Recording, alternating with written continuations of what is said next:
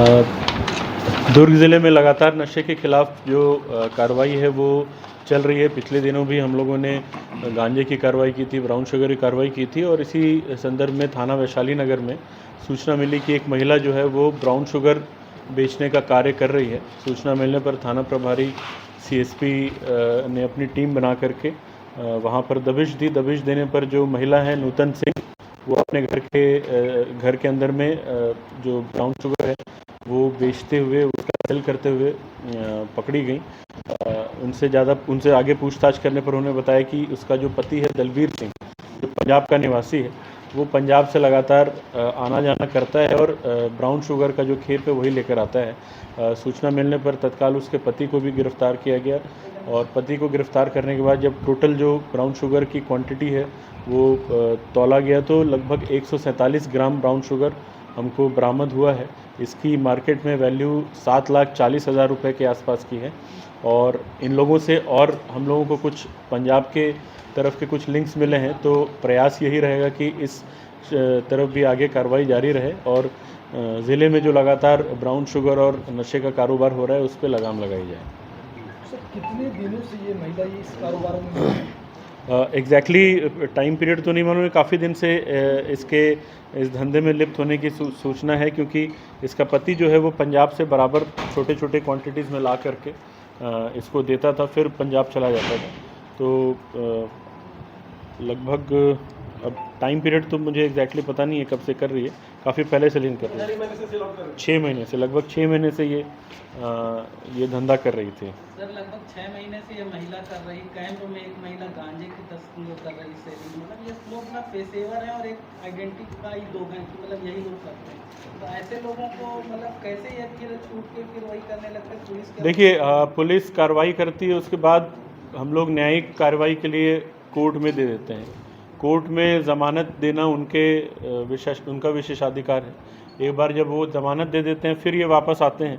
अब उसके बाद इनको शायद जेल का डर निकल जाता होगा या जो भी होता होगा, दोबारा करते हैं। जब दोबारा करते हैं हम फिर दोबारा इनको पकड़ने का प्रयास करते हैं। एनडीपीएस की कार्रवाई में इम्पॉर्टेंट है कि जब्ती उनके पास से होना चाहिए, क्योंकि अब ये लोग क्या है, पेशेवर हो जाते हैं, तो कई बार ऐसा भी होता है कि हम इनके ऊपर निगाह रखे रहते हैं लेकिन ये कहीं और से सप्लाई का काम चालू कर देते हैं। सर, ऐसा नहीं है तो जहाँ पे ये पर्टिकुलर बिक्री होती है वहाँ पे एक पुलिसकर्मी की ड्यूटी लगा, कोई आएगा ही नहीं लेने में कुछ? देखिए, हम लोगों के ज़िले में अभी ये एक समस्या है कि इतना बड़ा इलाका है तो हर जगह पे आप पुलिसकर्मी तैनात नहीं कर पाएंगे, क्योंकि बल की भी थोड़ी सी परेशानी रहती है। अलग अलग बंदोबस्त और व्यवस्था में ड्यूटी लगी रहती है, तो एक एक पॉइंट पे एक एक सिपाही तैनात करना थोड़ा मुश्किल रहता है। बट ये है कि आप लोगों के माध्यम से सूचना मिलती रहे, जानकारी मिलती रहे, तो हम लोग कार्रवाई करते रहेंगे। पब्लिक के माध्यम से भी जानकारी मिलती रहे तो हम कार्रवाई करते रहेंगे। दुर्ग जिले के तमाम जितने ग्राउंड है सर, वहाँ पे अंडर 18 बच्चे जो है, खासकर लड़कियाँ जो नशे के गिरफ्त में आ रही है, मतलब सिगरेट और वाइन को ये बहुत नॉर्मल बात हो गई, उनके पास से गांजा ब्राउन शुगर जैसी चीज़ वो सेवन कर रहे हैं और उन पर अभी तक कोई कार्रवाई होती नहीं है। लगभग 3 से 4 साल हो गए। सभी थाना प्रभारियों को ये निर्देशित किया गया है कि जो भी इस तरीके के स्पॉट्स हैं थानों में, जहाँ जहाँ पे शाम के समय, रात के समय लोग या तो इकट्ठे होकर के इस तरीके की गतिविधि करते हैं, अड्डेबाजी करते हैं, तो वहाँ पे विशेष अभियान चला करके पेट्रोलिंग की जाए। पेट्रोलिंग करके प्रयास किया जाए कि इन इलाकों में उनकी आमद न हो, क्योंकि जैसा मैंने बताया कई बार थोड़ा सा हम लोग काफ़ी सारे अलग अलग ड्यूटीज़ में भी हमारा ये रहता है, एंगेजमेंट रहता है, तो रेगुलरली ये कार्य हो नहीं पाता है। लेकिन प्रयास ये रहेगा कि लगातार कार्रवाई करें ताकि इस तरीके की जो जमावड़ा है उस तरह का जमावड़ा ना हो सके। आज भी मॉर्निंग में जो हम लोगों ने तालपुरी में कार्रवाई की है वो कहीं ना कहीं ये संदेश देने के लिए कि कहीं पर भी कुछ अवैध टाइप की गतिविधि अगर चल रही हो तो पुलिस घेराबंदी करके उस पर कार्रवाई करेगी। सर, वहाँ के लोग तो बोल रहे हैं कि बहुत दिनों से ये संदिग्ध जो भी काम है वहाँ बहुत दिनों से चल रहा है।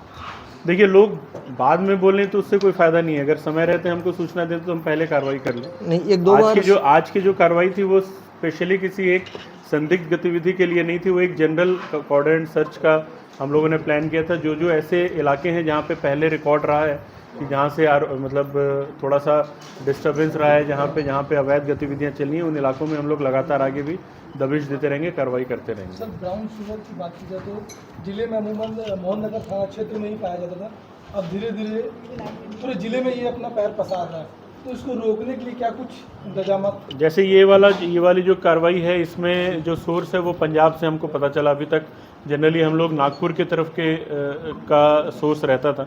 नागपुर वाले चेन को ब्रेक करने में काफ़ी हद तक सफलता मिली है, काफ़ी सारी कार्रवाई पहले भी हुई है, उसके कारण नागपुर का चेन थोड़ा ब्रेक हुआ है। तो इसी प्रकार से अब प्रयास करेंगे कि इधर का भी जो चेन है उसको ब्रेक किया जाए। और जैसा मैंने कहा, इसमें सूचना बहुत इंपॉर्टेंट है। आपके माध्यम से, पब्लिक के माध्यम से अगर सूचना हमको मिले तो हम ज़्यादा बेहतर कार्रवाई कर पाएंगे। सर लोग डब्लू भी नहीं जा पाते, स्मैक लेके चला जाता आ जाता है, क्या कारण पकड़ा नहीं किया? रेलवे पुलिस इसका जवाब बेहतर दे पाएगी कि क्या वो है, लेकिन मुझे ऐसा लगता है कि जब इतनी बड़ी संख्या में लोग ट्रैवल करते हैं ट्रेन में, एक एक व्यक्ति की चेकिंग करना थोड़ा संभव नहीं होता। कैसे लाता था, किस तरीके से लाता था? ये बहुत बड़ी क्वांटिटी नहीं लाता था, छोटे छोटे क्वांटिटीज़ को पुड़िया में बना करके ले आता था। सर जहाँ पे बच्चों का जमावड़ा होता है, आज के डेट में यूथ का जमावड़ा है, वहाँ पे जब पुलिस आती है तो सायरन मार के आती है और सबके सब भाग जाते हैं। कई हादसे हो चुके, पुलिस कई बार दबिश करने की कोशिश करती है। हम नहीं बोल सकते पुलिस काम नहीं कर रही है, पर जैसे पुलिस की गाड़ी की लाइट दिखती है या सायरन दिखता है, लोग वहाँ से भाग जाते हैं। भिलाई में बहुत सारे क्राइम स्पॉट्स है, दुर्ग में क्राइम स्पॉट्स है, पर पुलिस के आने से पहले लोग गायब हो जाते हैं। सर इसके लिए आप कुछ करिए सर, कि सायरन बिना बजाए या फिर सिविल गाड़ी में जाए, सिविल ड्रेस में पुलिस वाले। बिल्कुल आपकी बात सही है। कई बार सायरन दिया भी इसलिए है कि पुलिस की उपस्थिति दिख सके, मतलब एक तरीके से वो लोगों को आगाह करती है कि भाई पुलिस यहाँ घूम रही है। कई बार उसका नेगेटिव इम्पैक्ट हो जाता है कि जो अपराधी है वो भाग जाते हैं उसके आवाज़ सुन करके। जहाँ तक जमावड़े की बात है, तो जमावड़े में अगर कोई ऐसा स्पॉट है जहाँ लोग बैठ करके शराब पी रहे हैं या सिगरेट पी रहे हैं, तो प्रयास ये रहता है कि वो इलाका जो है वहाँ पे आम जनों को दिक्कत ना हो और उनको वैधानिक कार्रवाई हम उनके खिलाफ करते भी हैं। काफ़ी सारे थानों में पहले भी कार्रवाई होती आई है और आगे भी यही प्रयास रहेगा कि इस तरीके के इलाकों को हम लोग पेट्रोलिंग और अपने गश्त के माध्यम से सुरक्षित बना करके रखें। सर जैसा कि पिछले 6 महीने से ये लोग ये ड्रग्स के कारोबार में लिप्त थे, तो इनके टारगेट क्लाइंट कौन थे? युवा थे, महिलाएं थी या कौन थी? जनरली जो ट्रेंड अभी देखा जा रहा है, थोड़ा युवाओं में इस चीज़ की खपत हो रही है, तो इनके भी जो मेजर जो क्लाइंट्स थे वो युवा वर्ग से ही बिलोंग करते हैं। वैसे तो अदरवाइज़ और भी क्लाइंट्स हो सकते हैं, लेकिन मेजॉरिटी अगर देखा जाए तो युवा वर्ग ही। सर ये कॉलेज वाले स्टूडेंट को भी देते थे? कॉलेज स्टूडेंट्स को भी सप्लाई करते थे सर ये ट्रैफिक? देखिए एक एक करके एक एक क्लाइंट के बारे में इन्होंने हमको, मतलब स्पेसिफिक जानकारी इनको भी नहीं है कि कौन कौन क्लाइंट्स हैं। जो इनको जो जानता है कि ये इस तरीके का काम करते हैं तो वो अपने से आकर के लेकर जाते हैं। एक एक की प्रोफाइलिंग नहीं कर पाई, लेकिन युवा वर्ग के लोग ज़्यादा शामिल थे, तो संभावना है कि शैक्षणिक संस्थानों के भी लोग हो सकते हैं। क्लाइंट पहचानते कैसे थे लोग? जनरली तो किसी को देते नहीं होंगे, मैं चला जाऊँ मुझे नहीं दे देंगे, ऐसा वाला कुछ तो कोड वर्ड कुछ ऐसा रहता होगा नहीं? उस तक में क्या कुछ नहीं, ऐसे कोई जानकारी नहीं, हम लोगों ने प्रयास नहीं किया अपने से लेने का। सर इनके पीछे किसी और का हाथ हो सकता है क्या? किनके पीछे? ये जो माफिया जैसे जो तस्करी कर रहे हैं, ये हीरोइन का जो हाँ, मैंने बताया आपको, जो हस्बैंड है वो पंजाब से लेकर आता था। अच्छा, वो खुद ही जाता था पंजाब लेने और वहीं से लेकर के आता था। यार अब गुड़िया का क्या रेट है भाई? अलग-अलग है, ये कुछ फिक्स रेट नहीं है इनका, लाते थे और अपने इधर कस्टमर देकर जैसे 147 ग्राम का कीमत लगभग मार्केट में हम लोग 7,40,000 आंक रहे हैं अभी, तो उस हिसाब से आप एक पुड़िया में अगर 1 ग्राम है तो आप समझ लो कि कितना, तो मैच करना पड़ेगा। 100 रुपये, 250 रुपये एक खेत में कितना लाता था महीने कितना? अलग अलग, ऐसे कोई फिक्स नहीं था कि इतना ही लाना है, वो अलग अलग टाइप के ये लाता था, सप्लाई करता था, कुछ दिन रहता था फिर चला जाता। कोई फिक्स पैटर्न नहीं था कि इतने दिन में आएगा और इतना ही क्वांटिटी लेकर आएगा, जितना ये। आगे जो इनके जो पीछे बिल्कुल, मैंने आपको पहले ही बताया कि इनसे जो भी जानकारी मिली है उस पर भी हम लोग काम कर रहे हैं और कोशिश करेंगे कि इस चेन को भी ब्रेक किया जाए। एक महीने में कितने बार लाते? 4 महीने में 3 महीने में एक बार। कितना? 40 ग्राम 50। कितने बार अभी तक ला चुके हो? 3-4 बार। 3-4 बार। पैसा कैसे आता था इतना? उनको क्यों लेके आ गए इस काम? मैं बाहर जा रहा था,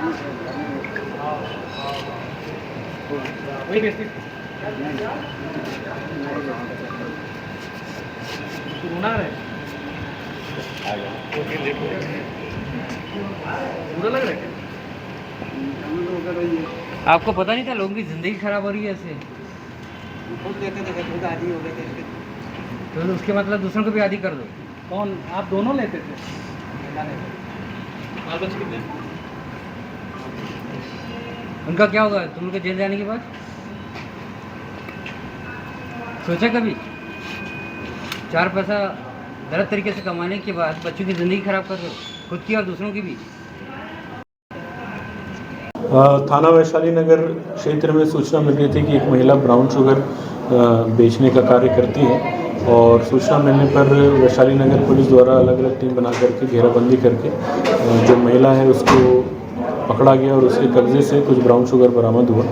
उससे ज़्यादा पूछताछ करने पर पता चला कि उसका जो पति है वो पंजाब का रहने वाला है और वो पंजाब से ही ब्राउन शुगर अरेंज करके यहाँ तक लाता है, यहाँ पर छोड़ता है और बार बार इस तरीके से वो ब्राउन शुगर इसको उपलब्ध कराता था। सूचना पर पति को भी घेराबंदी करके पकड़ा गया तो दोनों के कब्जे से कुल मिलाकर के 147 ग्राम ब्राउन शुगर मिला है जो कि 7.5 लाख रुपए कीमती है और दोनों को रिमांड में लेकर के न्यायिक कार्रवाई के लिए कोर्ट भेजा जा रहा है। और इस मामले में जो आगे का लिंक है वो भी हम लोग ट्रेस करने का प्रयास कर रहे हैं क्योंकि ये पंजाब से आना जाना करता था तो वहाँ आगे और क्या लिंक है ब्राउन शुगर से संबंधित उसमें भी हम प्रयास करेंगे कि आगे जहाँ तक जा सकें वहाँ जाएंगे।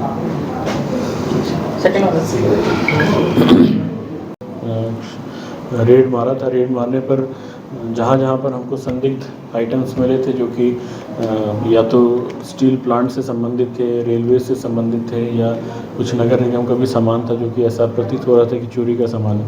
4114 के तहत हम लोगों ने कार्रवाई की थी। 21 लोगों को पहले दिन गिरफ्तार किया गया था। कुछ लोग फरार थे, उनको भी अगले 2-3 दिनों में कुछ लोगों को गिरफ्तार किया गया, कुछ लोग अभी भी फरार हैं।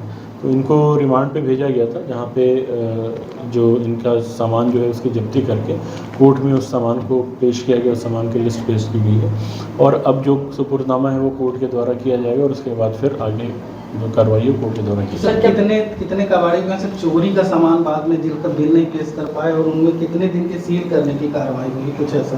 सील तो हम लोगों ने सारे जो वो थे सेंटर से उसको उसी दिन सील किया था। सील करके जो भी सामान वहाँ पर मिला था उसकी लिस्टिंग करके, क्योंकि बहुत बड़ी मात्रा में हुआ था तो एक एक मुझे ध्यान नहीं है कितना है, लेकिन बड़ी मात्रा में हम लोगों ने जो सामान है वहाँ से सील किए थे और उनको फिर कोर्ट में पेश किया गया है। सर भिलाई स्टील प्लांट से भी क्या लोहा चोरी हो रहा है? स्टील प्लांट से अभी तक डायरेक्टली मुझे कोई शिकायत नहीं मिली है, लेकिन जो कबाड़ियों के पास सामान दिखा था उसमें से कुछ ऐसा सामान था जो कि प्लांट का हो सकता है। अब वो डायरेक्टली वहाँ से चोरी होकर आया था या किसी थर्ड पर्सन के थ्रू आया था, वो जांच का विषय है।